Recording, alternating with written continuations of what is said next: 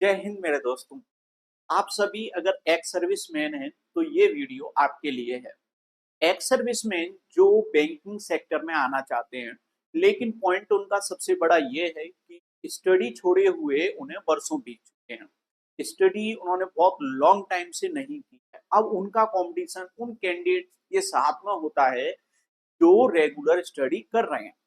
तो ये तो बहुत बड़ा प्रॉब्लम आता है एक्स सर्विसमैन। अब इसको किस तरीके से सॉल्व किया जा सकता है, ऐसा क्या किया जाए कि आपका ये प्रॉब्लम सॉल्व हो जाए। तो चलिए इसी समाधान पर आज बात करते हैं और समाधान के साथ साथ में इस पर भी बात करेंगे कि सिलेक्शन किस तरीके से लिया जा सकता है। क्या हमें कंप्लीट स्टडी करने की जरूरत है या लिमिटेड टॉपिकों को स्टडी करने से भी हमारा सिलेक्शन हो सकता है। तो ए टू जेड पॉइंट पर डिस्कस करेंगे, लेकिन वीडियो एंड तक जरूर देखिएगा, तभी आपको समझ में आएगा कि एक्चुअल में पूरा प्लानिंग क्या है। अगर आपने फास्ट देखा, स्टार्टिंग का देखा, तो समझ में नहीं आएगा कि एक्चुअल में पूरा प्लान क्या है और कैसे हम सिलेक्शन फर्स्ट अटेम्प्ट में ले सकते हैं, और वो भी इतने लॉन्ग टाइम से स्टडी स्किप किए हुए। तो चलिए सबसे पहले तो मैं आपको एग्जाम डेट के बारे में बता देता हूँ कि क्लर्क एग्जाम जो बैंकिंग में होने वाले हैं उन सबका एग्जाम डेट ऑलरेडी आ चुका है। इन्हें हम फॉर्म फिल करेंगे। तो देखिए सबसे पहले है यहाँ पर आरआरबी क्लर्क का। आरआरबी क्लर्क का जो प्री का एग्जाम है वो 6 और 7 सितंबर को है, और आपका अब भी 133 दिन यहाँ पर बाकी है। ये जो डेट है ये 18 अप्रैल से मैंने यहाँ पर काउंट की हुई है। आगे देखते हैं। अब इसके बाद में एसबीआई क्लर्क का जो एग्जाम है वो आपका सितंबर में ही है, लेकिन लास्ट सितंबर में होने वाला है, यानी कि सितंबर तक आपको रेडी हो जाना है। और आईबीपीएस क्लर्क की प्री की अगर बात करें तो वो दिसंबर में जाने वाला है इस साल। इसके बाद में सर इसका मेंस जो होगा वो आपको नवंबर में देखने को मिल रहा है। इसका जो मेंस है वो भी नवंबर में देखने को मिल रहा है, यानी कि मेंस के लिए आपको बीच में फिर से 1 महीने का गैप मिलेगा शानदार तरीके से। तो चलिए ये सब है आपके लिए पहले से ही प्री प्लान की, सर ये एग्जाम डेट है, आपको इसके अकॉर्डिंग तैयारी करनी है। आप मुझे सभी कमेंट बॉक्स में जरूर बताइएगा। यहाँ पर डिस्प्ले पर मेरा नंबर भी है, आप इस नंबर पर भी मुझे जरूर बताइएगा। आप जब बताओगे तो मैं ट्राई करूंगा कि यस आपके अकॉर्डिंग ये मैं प्लान बना सकूं। और आपको बताना क्या है वो ये है, क्या एक्स सर्विसमैन के लिए जो बैच है, जो क्लास है, वो सेपरेट होनी चाहिए? क्या वो क्लासेस अलग होनी चाहिए रेगुलर स्टूडेंट से? और वो क्यों होनी चाहिए? मेरा मानना तो ये है कि आपका एक स्टडी को गैप दिए हुए एक लॉन्ग टाइम हो गया है, तो आपका जो कैचिंग पावर है वो उनकी कंपैरिजन में थोड़ा सा अलग है। आपको बहुत सारी डाउट आ सकती है। आप जब स्टडी करते थे तो जब की स्टडी पैटर्न में और अब स्टडी पैटर्न में काफी अंतर आ चुका है। तो जो अंतर आया है वो आप कैसे कवर करेंगे? तो अगर उनके साथ में आप रेगुलरली करोगे तो मुझे नहीं लगता कि आसान होगा ये सब कर पाना। तो मैं चाहता हूँ आपके लिए एक अलग से बैच होना चाहिए। आप मेरी इस बात से कितने कैंडिडेट एग्री हैं ये जरूर मुझे बताइएगा, क्योंकि जब आप मुझे बताओगे तो मेरे लिए और आसान होगा कि मैं इस पॉइंट पर डिस्कस कर रहा हूँ, ये मैं प्लान कर रहा हूँ, ये सही है या गलत है ना? मेरे अकॉर्डिंग सही है, लेकिन पॉइंट तो आपका है ना, मैं तो आपको जरूर बताना है। चलिए इसके बाद में अब मैंने प्लान किया है कि भाई मैं अलग से एक्स सर्विसमैन के लिए बैच स्टार्ट करता हूँ। एक्स सर्विसमैन प्री और मेंस दोनों, प्री और मेंस दोनों। अब प्री और मेंस दोनों का जो बैच हम स्टार्ट कर रहे हैं, ये प्लान है हमारा 2025 ये बैच स्टार्ट है।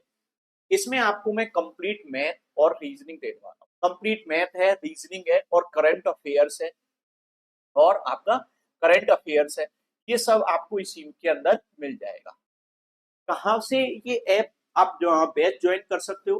तो आप अगर मोबाइल यूजर हैं तो ऐप डाउनलोड करना मिस्टर क्वांट, वहां पर ये बैच आपको आसानी से मिल जाएगा। और अगर आप लैपटॉप यूजर हैं तो बैंक ऑफिसर .in इस पर आप जाइएगा, आपको मिल जाएगा। ये आपको बिल्कुल काम आएगा। आपका आरआरबी क्लर्क है, आपका आईबीपीएस क्लर्क है, एसबीआई क्लर्क है, एलआईसी या कोई भी और आप एग्जाम देना चाहते हो, उन सब में आपको काम ये आने वाला है। कंप्लीटली मैथ आपको मिलेगा, रीजनिंग मिलेगा। मैथ का अलग अलग नाम होता है एग्जाम में, जैसे कि आरआरबी का एग्जाम है वहां पर न्यूमेरिकल एबिलिटी कर देते हैं। एसबीआई का आएगा वहां पर क्वांटिटेटिव एप्टीट्यूड कर दिया जाएगा, है ना। पीओ क्लर्क के अकॉर्डिंग इसके नाम बदलते रहते हैं, लेकिन ओवरऑल है तो क्या मैथ ही है और रीजनिंग है। आपको ये जो वैलिडिटी है आपके सिलेक्शन तक है, बार बार बैच ज्वाइन करने की जरूरत नहीं है, एक बार बैच ज्वाइन कीजिए, आपके सिलेक्शन तक। आपको अगर लगता है कि सर अभी इस साल हम प्रॉपर तरीके से नहीं दे पाएंगे, या फिर अभी हमारा थोड़ा सा बिजी शेड्यूल है, तो हम अगले ईयर का जो एग्जाम है वो बहुत अच्छे से देंगे, लेकिन अभी से थोड़ी थोड़ी तैयारी करना चाहते हैं, तब भी आप ज्वाइन कर सकते हो।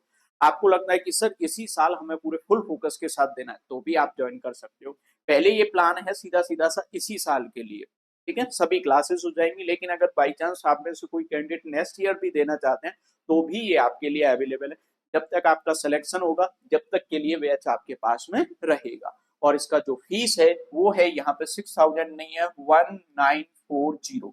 ये कंप्लीटली आपका फीस है प्रीलिम्स और मेंस का, जिसके अंदर आपको live classes, recorded practice set, PDF, test series, daily question set, current affairs, ये सब आपको देखने को मिलेगा।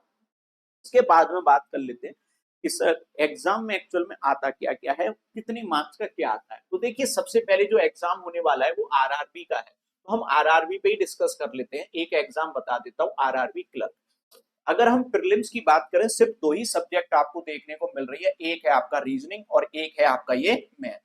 जब दो ही सब्जेक्ट देखने को मिल रही हैं, तो सबसे ज्यादा मेन इंपॉर्टेंट यही बनती हैं, इसलिए मैंने इनका बैच यहाँ पर स्टार्ट किया है। 40 क्वेश्चन यहाँ पर आते हैं, 40 यहाँ पर आते हैं।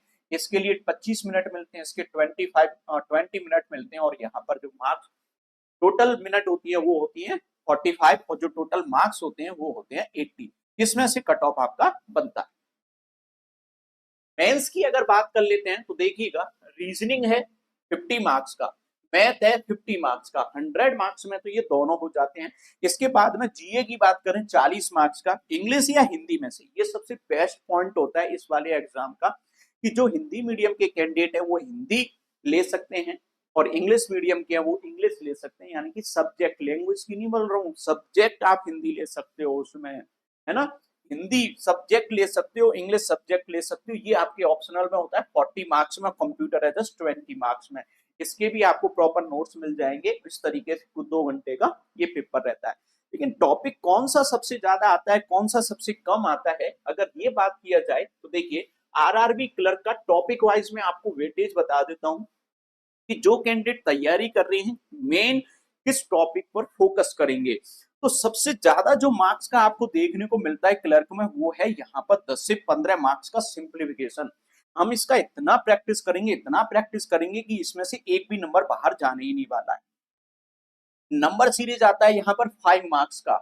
क्वाड्रेटिक इक्वेशन कभी आता है कभी नहीं आता, अगर आता है तो 5 मार्क्स में, नहीं तो नहीं आएगा। अर्थमेटिक थोड़ा डिफिकल्ट पड़ता है, 10 से 15 मार्क्स में होता है, नॉर्मली 10 मार्क्स का होता है, और डीआई आते हैं फिक्स है 10 मार्क्स का। एक्स सर्विसमैन को पूरे पेपर पर फोकस नहीं करना है, लेकिन अगर आप जैसे नॉलेज रखते हो अच्छी और कैचिंग पावर अच्छा है, तो मैं आपको बता दूं, सबसे पहला पॉइंट ये है, पहला टॉपिक जिसको आप 100% करेंगे, फिर सेकंड वाला ये है, फिर थर्ड वाला ये है, और फिर फोर्थ वाला ये है, और अर्थमेटिक को रखते हैं हम लास्ट में 5 नंबर पर।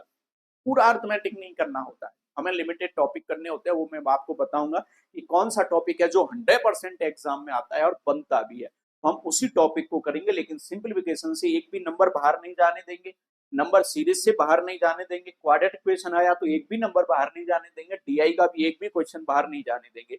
ये सब हम करके ही रहेंगे, करना ही करना है। देखो, आपको इतना एक्सपर्ट इसमें बन जाओगे। इसके बाद में अगर बात कर लेते हैं कि यहाँ पर आरआरबी क्लर्क का जो रीजनिंग का वेटेज है वो क्या है, तो सबसे ज्यादा आपको पजल और सिटिंग अरेंजमेंट देखने को मिलती है 15 से 20 मार्क्स का। तो भाई इसका तो ताबड़तोड़ प्रैक्टिस कर रहा है। डिस्टेंस एंड डायरेक्शन 3 मार्क्स में, कोडिंग डिकोडिंग कभी आता है कभी नहीं आता, वही 0 to 5 marks. Inequality 3 to 5 marks में आता ही आता है। स्लॉक्स भी आता है 3 to 5, blood relation 2 3, alpha numeric 4 to 5, और मिसलिनियस आता है 3 to 5। सबसे ज्यादा आपको इसी सीक्वेंस में करना है, बल्कि रीजनिंग में ऐसा कुछ होता ही नहीं है कि जो स्किप किया जाए, बहुत आसान रीजनिंग होती है, आसानी से बन जाती है। तो ये हमारा स्टडी प्लान रहेगा। मैंने जिस तरीके से यहाँ पर आपको शो किया है उसी तरीके से हम करने वाले हैं। टॉपिक वाइज टॉपिक लेंगे कि कौन से टॉपिक में हमें 100% मार्क्स चाहिए, कौन सा टॉपिक है जो हम लास्ट के लिए रखेंगे, कौन सा टॉपिक है वो हम स्किप कर सकते हैं, इसके अकॉर्डिंग हम प्लानिंग करेंगे। अगर आपको अच्छा लगा, समझ में आया कि मेरा पॉइंट क्या था, और आप भी अगर बैच ज्वाइन करना चाहते हैं, ये यहाँ पर व्हाट्सअप नंबर है, आप यहाँ पर ज्वाइन कर सकते हैं। अगर आप में से हमारे ओल्ड कैंडिडेट हैं या जिन्होंने जैसे कि एसबीआई क्लर्क मेंस के लिए बैच परचेज किया था और अभी रिजल्ट नहीं आया है, लेकिन आपको लगता है कि सर हम आगे के लिए भी कंटिन्यू करना चाहते हैं, देन आपके लिए 50% का डायरेक्टली क्या रहने वाला है, ऑफ रहने वाला है। तो आप डायरेक्टली 50% का ऑफ यहाँ पर ले सकते हो। ओके। और बाकी सभी कैंडिडेट जो फर्स्ट टाइम आ रहे हैं उनको लाइफ टाइम के लिए मैंने वैलिडिटी दे दी, उनको वापस कभी खरीदने की जरूरत भी नहीं पड़ेगी। तो उनको ऑलरेडी 50% का अपने आप ही हो गया कि आगे मानो लेना पड़ता है वो नहीं लेना है, मेंस के लिए लेना पड़ता नहीं लेना है, सब कुछ इसी में मैंने इंक्लूड कर दिया है। तो चलिएगा बैच के अंदर मिलते हैं, लेकिन जवाब देना ना भूलिएगा, जरूर बताइएगा। धन्यवाद।